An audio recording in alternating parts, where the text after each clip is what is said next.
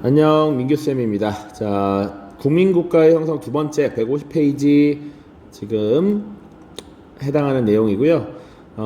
첫 번째 영상에서 프랑스 7월 혁명과 2월 혁명을 살펴볼 겁니다. 그리고 그 다음 영상에서 영국의 자유주의 개혁 그리고 러시아의 발전까지 살펴보도록 하겠습니다.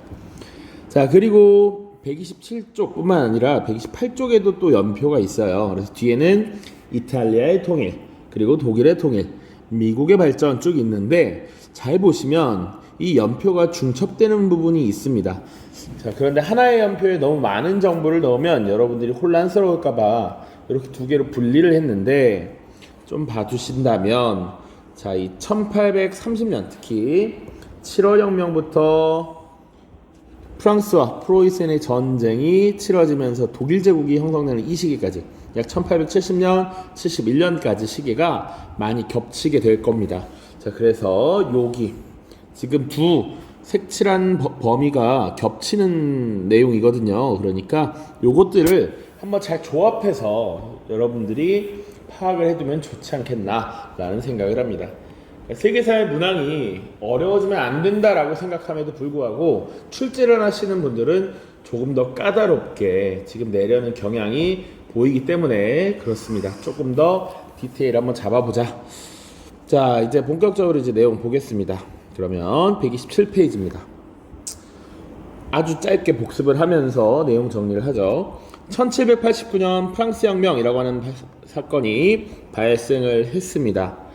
자, 사실은 프랑스 혁명이 있기 전에 같은 해에 미국에서는 이제 조지 워싱턴을 초대 대통령으로 선출했습니다.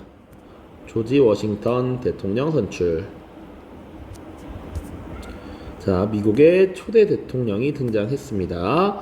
자, 이런 와중에 프랑스에서는 대혁명이 발생했다라는 것이죠. 그래서 프랑스 혁명은 그 시기를 주도했던 의회와 그 시기에 벌어진 일들을 순차적으로 잘 기억해야 된다라고 했습니다. 그래서 프랑스 혁명 발생 이후 최초에 이제 3부에서 제3신분이 떨어져 나왔지. 자, 그렇게 테니스 코트에서 서약을 벌이게 됐고 그들이 스스로를 국민의회라고 불렀다. 자, 이후에 이 국민의회에 사실상 특권계층도 이제 합류하게 되는 이런 모습들도 나타나죠.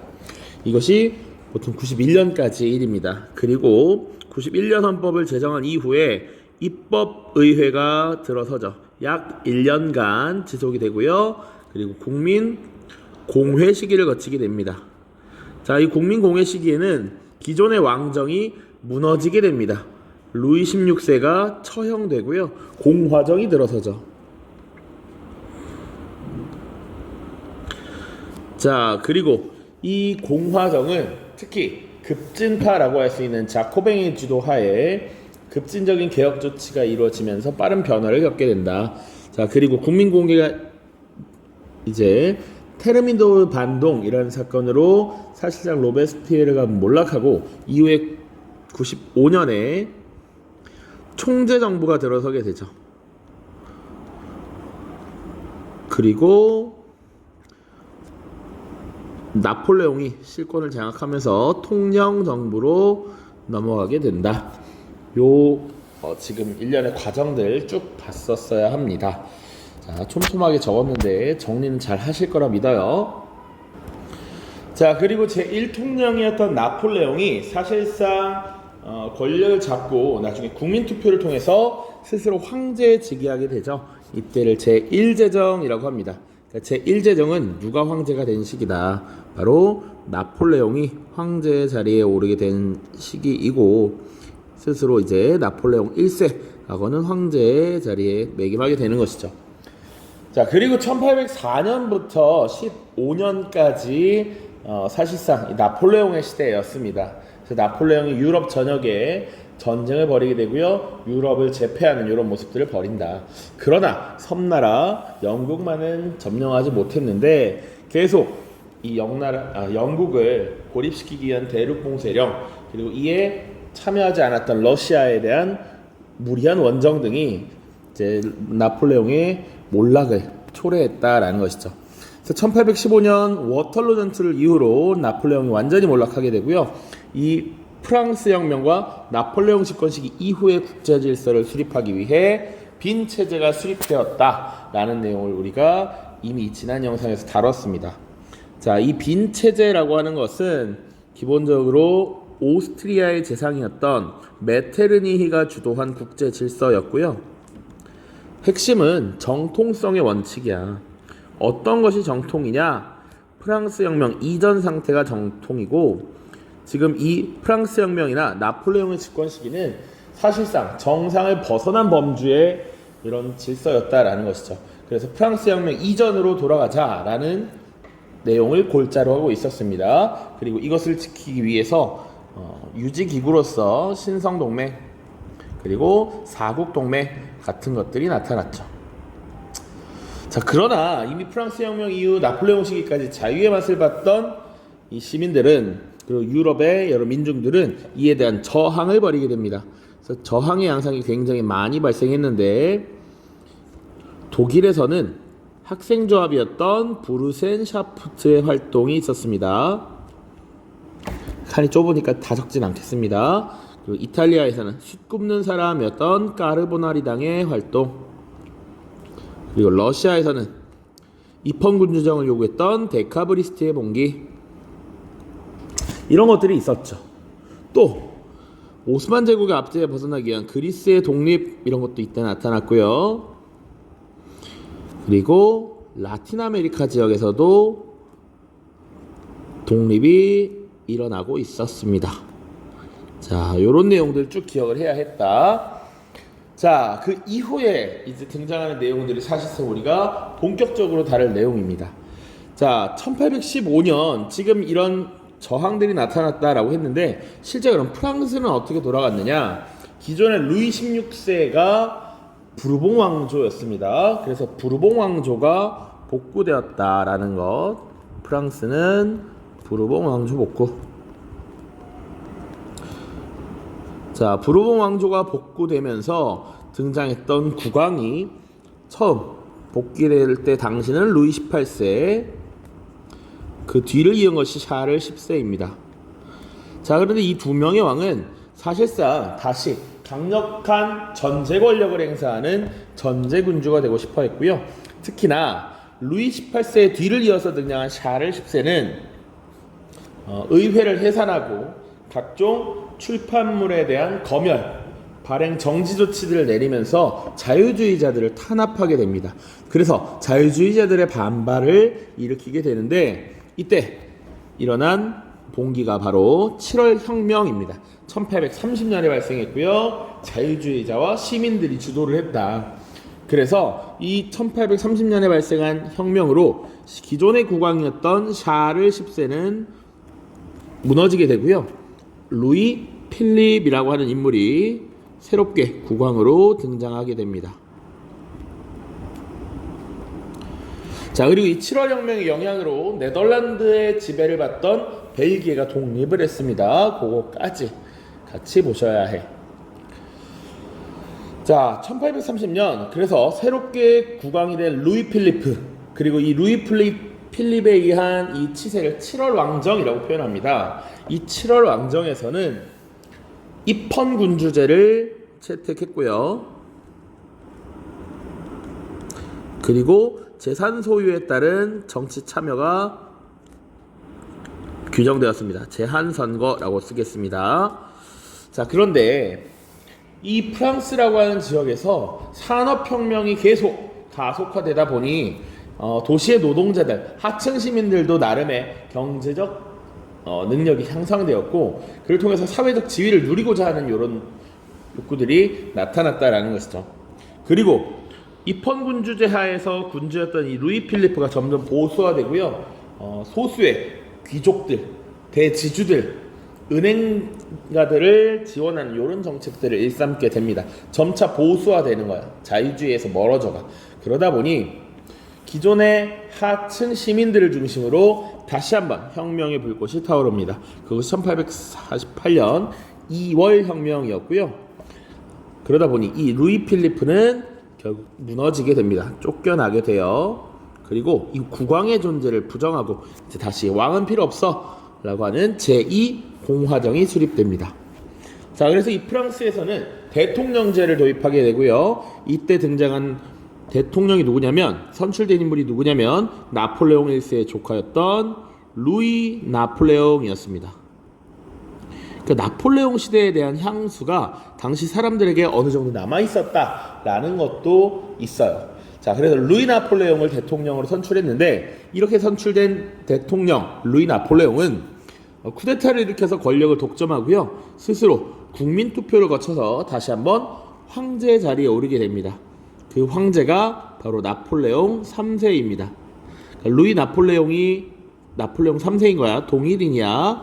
자, 그래서 황제에 의한 통치다라고 해서 다시 제2제정이 수립되었다, 이렇게 표현합니다. 1852년이에요.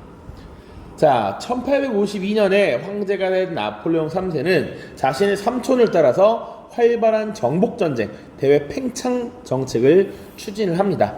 그러나 지속적으로 전쟁에서 패배하게 되거든요.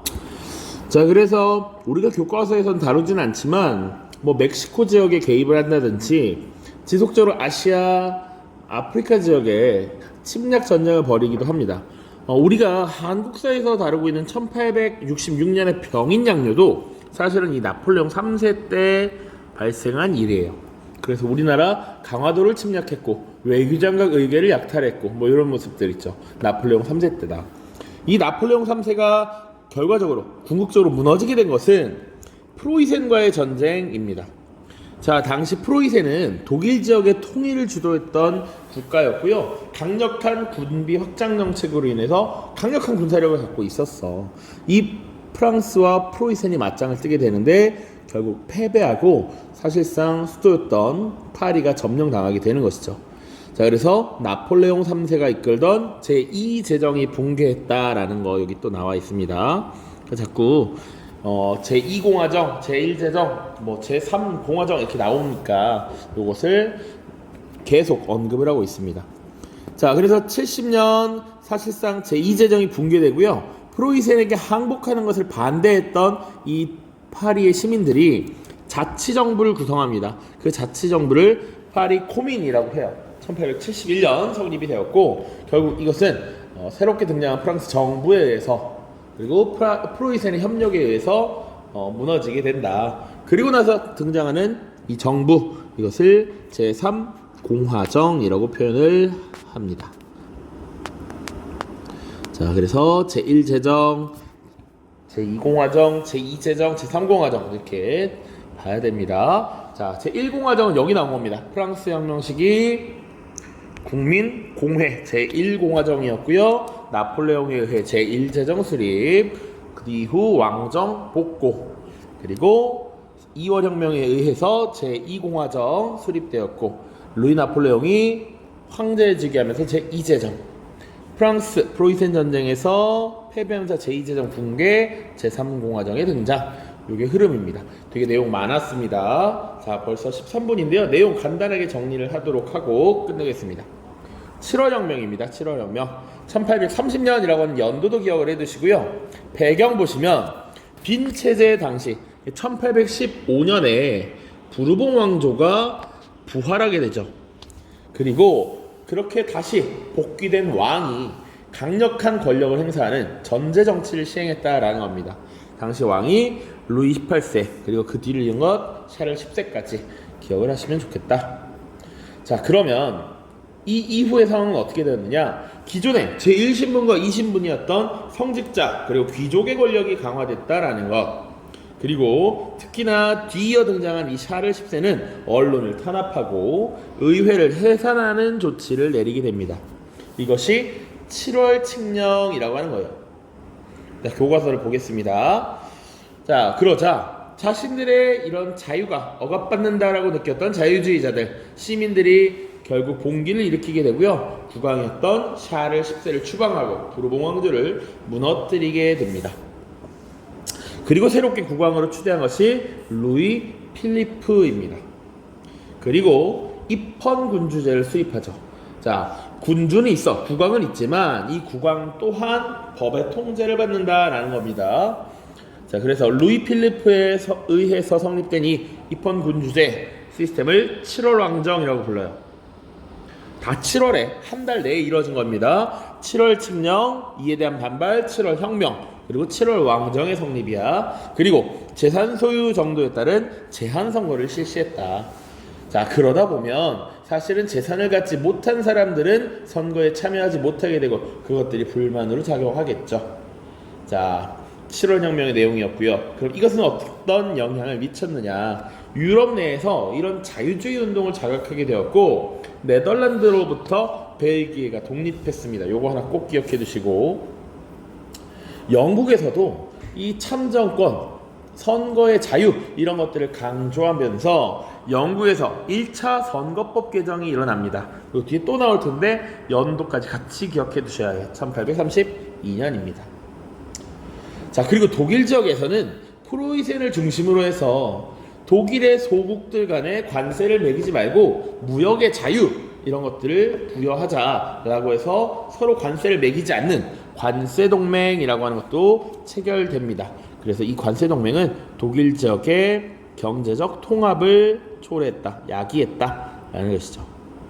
그래서 우리 다음 장에 독일의 통일 과정이 있는데 그 전 단계로서 경제적 통합이 이루어졌다라는 점 보시면 됩니다.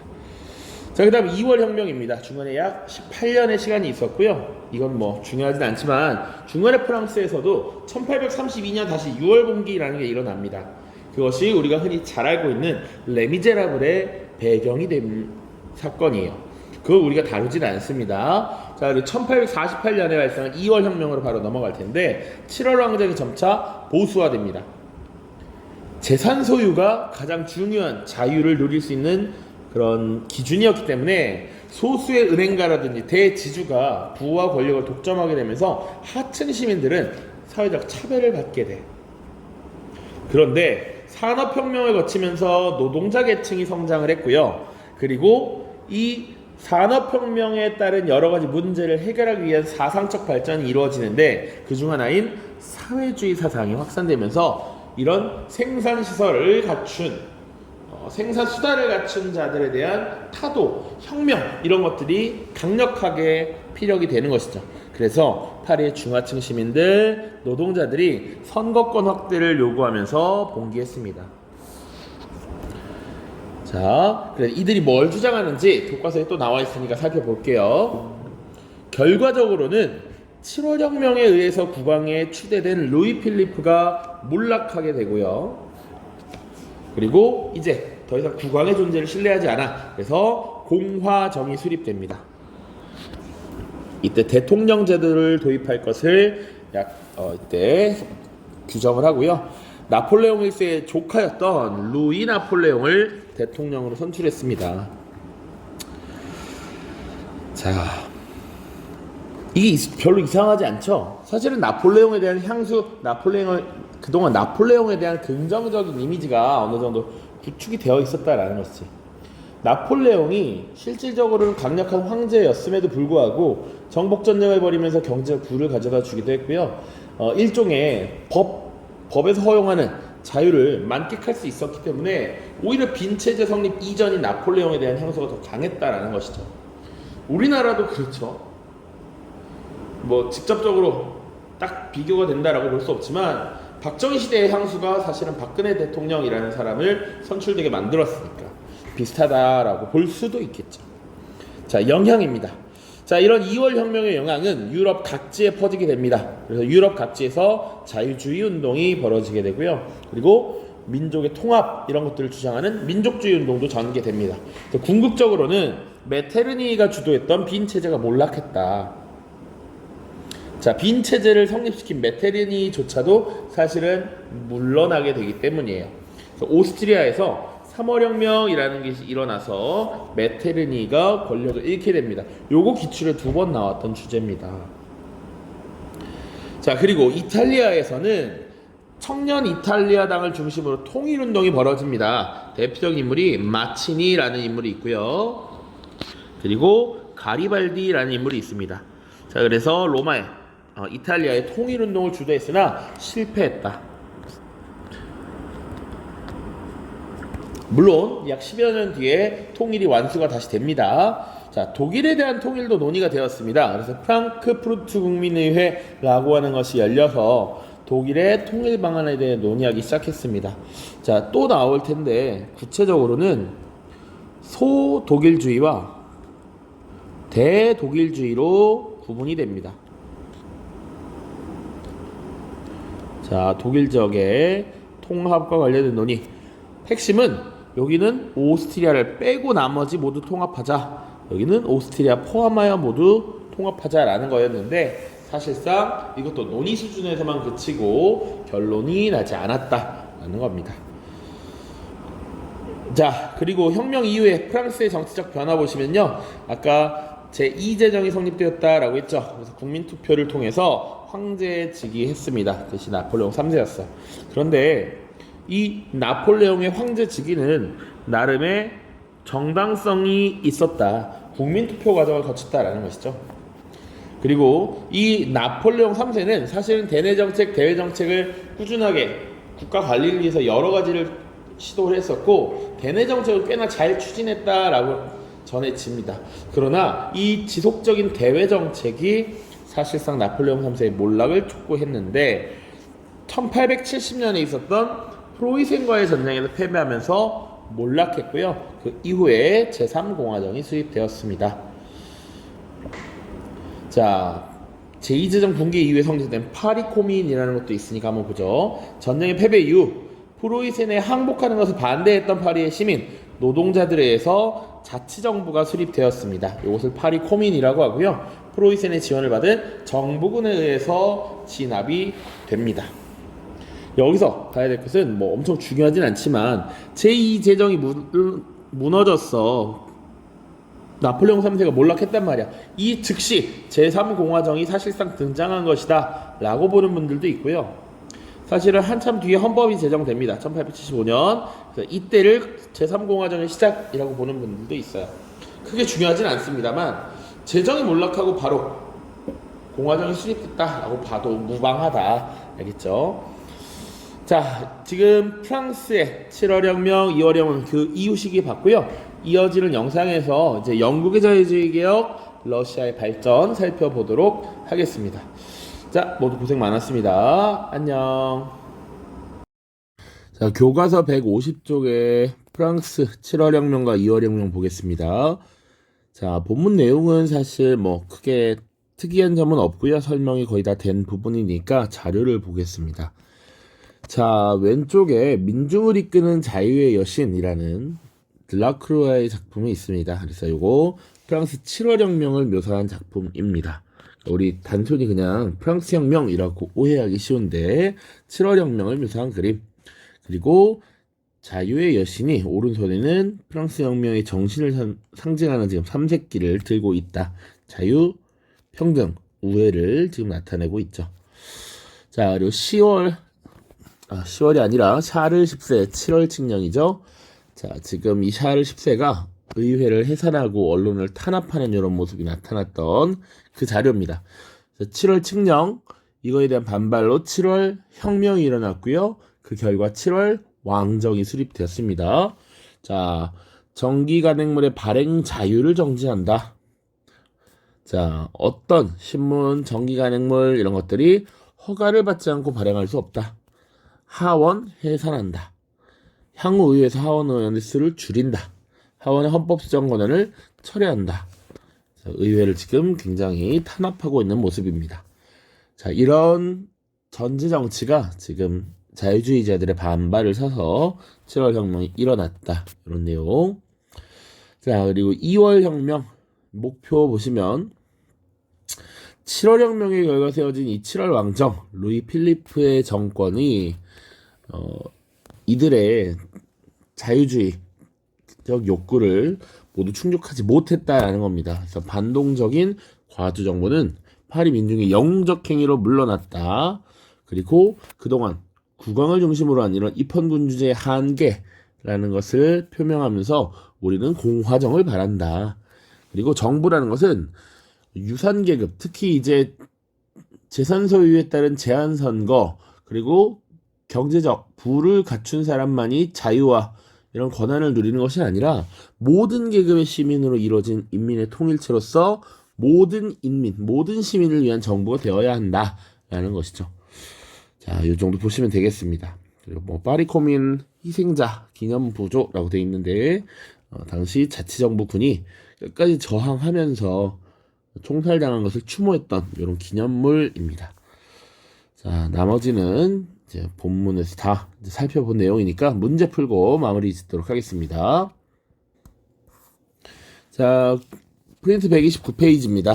가혁명에 대한 설명을 옳은 것은 국민은 헌법 제정 요구를 하고 있는데 이것을 군부의 의지에서 맡고 있는 프로이센의 국왕 프리드리히 빌헬름 4세를 풍자한 것이다 라고 되어 있습니다. 항상 문제를 풀 때 프리드리히 빌헬름 4세를 우리는 이런 반고도 한 적이 없습니다. 나머지 자료를 통해서 힌트를 얻을 수 있어요. 파리의 중하층 시민과 노동자의 선거권 확대 요구로 일어난 가의 영향으로 독일 지역에서도 정치개혁을 원하는 국민적 열망이 고조되었다. 자, 루이 필리프를 폐위시킨 가의 파장이 자신의 나라에도 미칠 것을 두려워하였다. 자, 이 자료를 통해서 힌트를 얻을 수 있죠. 요거 2월 혁명을 지금 말하고 있는 것입니다. 자, 7월 혁명을 통해서 루이 필리프가 즉위했고 샤를 10세가 무너졌죠. 그리고 다시 2월 혁명을 통해서 그 루이 필리프가 몰락하게 되었습니다. 요거 지금 알고 있어야 한다. 자, 2월 혁명은 지금 1848년에 일어났던 사건이고요. 2월 혁명에 대한 설명만 고르면 됩니다. 자, 그리스 독립의 배경이 되었다. 그리스 독립 자체가 이미 1829년 그 전에 있었던 사실입니다. 요 빈체제 다룰 때 언급을 했었죠. 데카브리스트의 봉기를 촉발하였다. 러시아에서 있었던 것이죠. 1825년. 신성 로마 제국의 해체 1806년. 나폴레옹에 의해서 이루어졌던 일이고요. 메테르니가 실각하는 계기가 되었다. 요것이 지금 2월 혁명의 결과로 오스트리아에도 영향을 미쳤고 오스트리아의 3월 혁명으로 이어지면서 메테르니가 실각했다라고 이야기했습니다. 4번이 정답이 되겠고요. 까르보나리란 결성에 영향을 주었다. 이건 이탈리아에서 일어난 자유주의 운동이죠. 1819년, 20년 정도가 됩니다. 자, 오른쪽입니다. 가 인물에 대한 설명을 옳은 것은 왕정 복구와 혁명이 교차하는 격동의 시대에 가는 쿠데타로 독재 권력을 확립하고 황제에 즉위하였다. 그 후 적극적인 대외 팽창에 나서 이탈리아, 러시아 등지에 개입하였다. 자, 쿠데타로 일단 독재 권력을 확립하고 황제에 즉위했다. 그리고 적극적인 대외 팽창했다. 이렇게 돼 있고요. 라틴 아메리카의 신생 독립군 멕시코에서 막시밀리안을 허수아비 황제로 세워서 팽창을 시도했으나 실패했고요. 그림은 막시밀리안이 멕시코 정부군에 체포되어 처형되는 모습을 화가 마네가 화폭에 담은 것이었다. 자, 왕정 복구와 혁명이 교차하는 격동의 시대라고 되어 있어요.